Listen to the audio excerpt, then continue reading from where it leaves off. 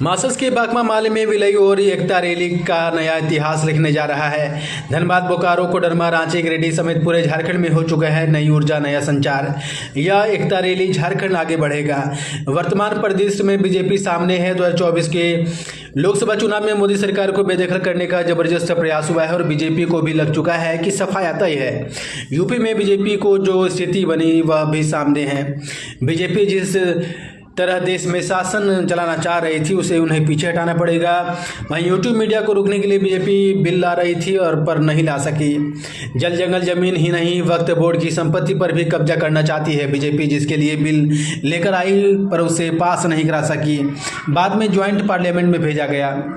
वही बीजेपी तोड़मोड़ की राजनीति करने वाली पार्टी है। महाराष्ट्र में यह स्थिति देखने को मिली और झारखंड में कब्जा जमाने के लिए बीजेपी इसी तोड़ मरोड़ की राजनीति कर रही है। चंपाई सोरेन का इसका उदाहरण है। पहले कोयला उद्योग में राष्ट्रीयकरण का दौर था, आज निजीकरण के दौर है। एकता रैली निजीकरण के खिलाफ है, निजीकरण कॉरपोरेट और बेरोजगारी के खिलाफ है। देखिए, वामपंथी जो विचारधारा है उसको एक करने के लिए और इसको धार देने के लिए मासस और CPI-ML एक साथ हुई है और हम आशा करते हैं जो झारखंड में एक विकल्प जो कॉमरेड A.K. राय की जो सपना था, जो झारखंड लालखंड में एक दिन तब्दील होगा, उस दिशा में ये पहली कदम है। भविष्य हम आशा करते हैं जो झारखंड, पूरी झारखंड में हम लोग लाल झंडे को फैलाव कर सकें।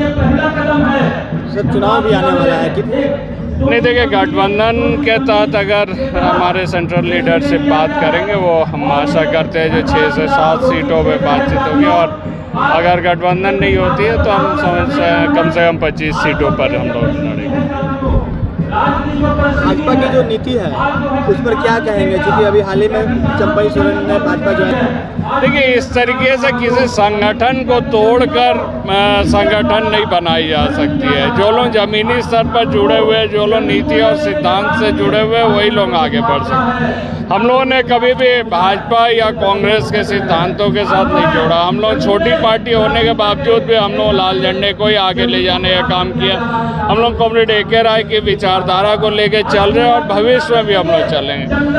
भाजपा जिस देखिए, ये सब हवाई वोट है, जनता को भ्रमित करने वाली वोट है और आशा करते हैं जो 2029 तक भाजपा की जो है यहाँ मिट्टी पलित हो जाएगी। तो इससे ये परमानेंट एक सॉल्यूशन नहीं है। सॉल्यूशन है तो वामपंथ की राजनीति सॉल्यूशन।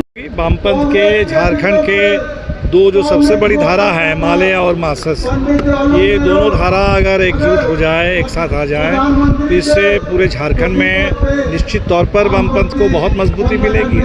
और झारखंड जैसे प्रदेश में जो वामपंथी आंदोलन के लिए, मजदूर आंदोलन के लिए जाना जाता है, वहाँ अगर वामपंथ मजबूत होता है तो हिंदी पट्टी में इसका असर बिहार में भी होगा, इसका असर बगल में बंगाल में भी पड़ेगा। बिहार में तो सर असर पहले ही हो गया।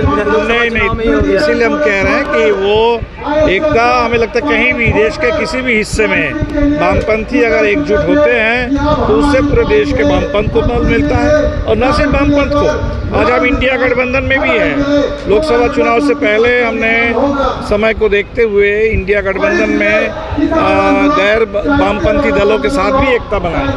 तो अगर जैसे कांग्रेस मजबूत होती है तो इंडिया को ताकत मिलती है, जैसे JMM मजबूत होता है तो उससे इंडिया को ताकत मिलती है, वैसे अगर माले मजबूत हो तो इंडिया गठबंधन को भी मजबूती मिलेगी, सिर्फ वामपंथियों को नहीं।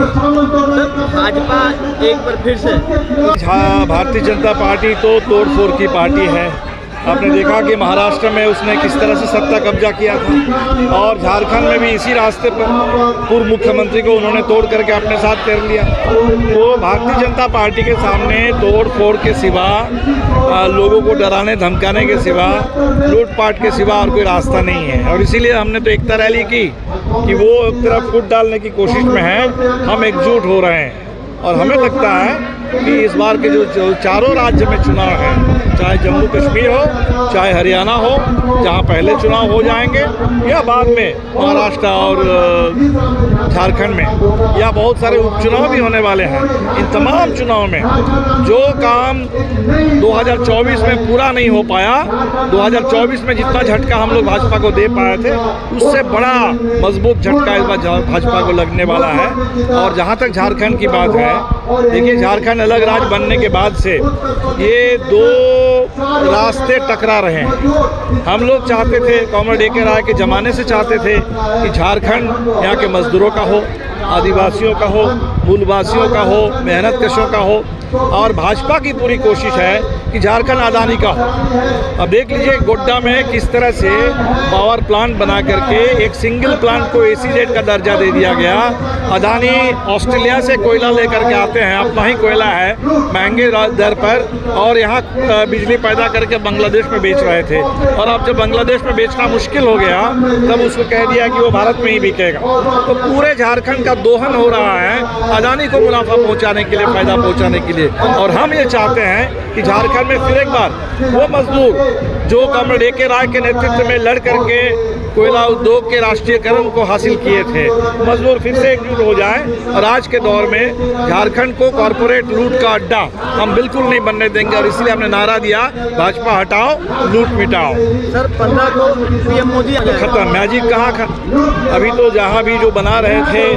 अब बताइए, देश में जहाँ नई पार्लियामेंट की बिल्डिंग है और उस बिल्डिंग में अगर पानी चूता है, जहाँ भी पुल बन रहे थे बिहार में टूट रहे हैं, शिवाजी का इतना बड़ा स्टैचू बना, वो स्टैचू टूट गया है।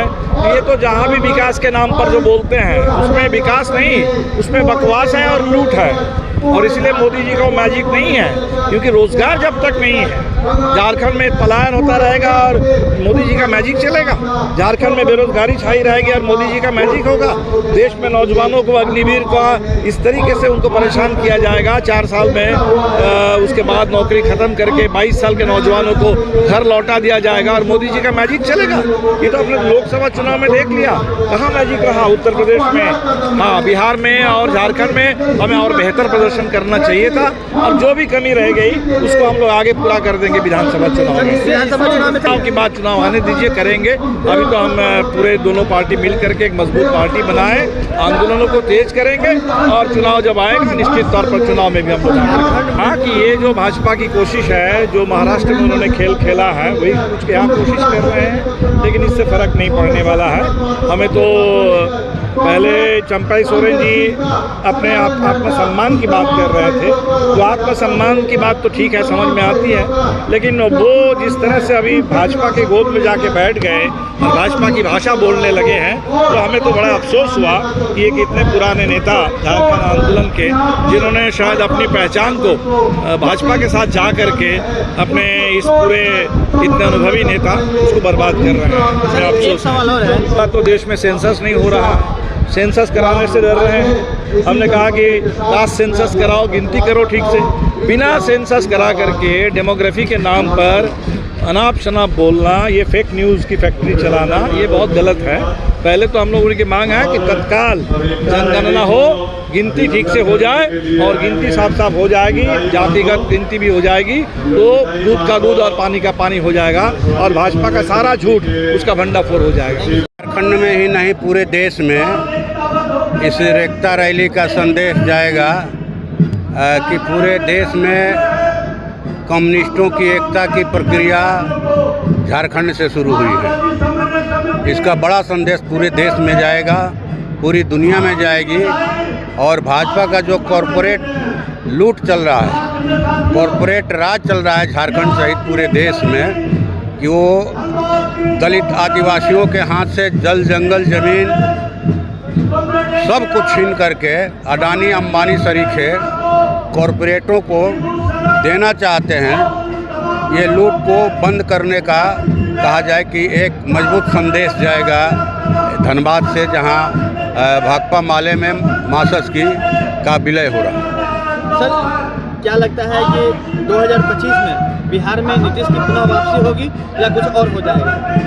अब तो आने वाला समय बताएगा, लेकिन ये तय है कि नीतीश सरकार की लोकप्रियता बहुत ही गिर गई है, और नीतीश राज कहा जाए कि एक तरह से झारखंड में जैसे कॉरपोरेट कहा जाए कि लूट चल रहा है खदानों का, जंगलों का, या पूरे देश में, उसी तरह से वहाँ भ्रष्टाचार का राज है, और अपराध जो है 7वें आसमान पर चढ़ा हुआ है, जिसके खिलाफ में व्यापक लोगों में गुस्सा है, खास करके आरक्षण को लेकर के।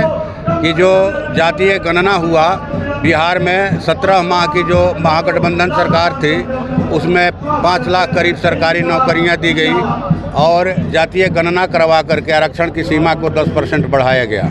और उसी समय सरकार की घोषणा हुई थी कि जिनकी आमदनी मासिक 6,000 रुपया है वैसे 95 लाख लोगों को हम 2-2 लाख रुपया जो है रोजी रोजगार खड़ा करने के लिए देंगे।